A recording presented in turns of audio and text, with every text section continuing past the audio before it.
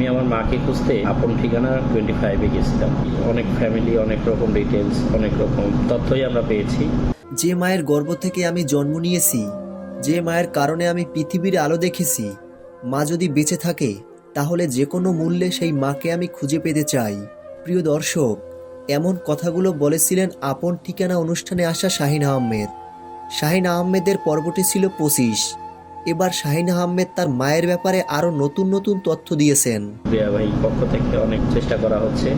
আমি আমার মাকে খুঁজে পেতে চাই এবং আমি যতদিন বেঁচে থাকবো আমি আমার মাকে খুঁজে পাওয়ার চেষ্টা করব।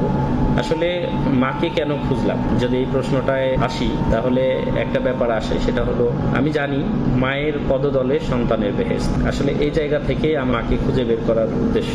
শাহিন আহমেদের এমন স্পষ্ট কথা, আমার যতদিন জীবন আছে আমি ততদিনই আমার মাকে খুঁজব। আপনার মা হয়তো আপনার কাছে আছে, তাই আপনি মা না থাকার কষ্টটা বুঝবেন না, কিন্তু মা না থাকার কষ্ট কি সেটা আমি ভালো করেই বুঝি।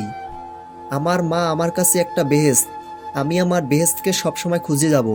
প্রিয় দর্শক, আমাদের চ্যানেল থেকে নিয়মিত এমন আপডেট পেতে চ্যানেলটি সাবস্ক্রাইব করে আমাদের পাশে থাকুন।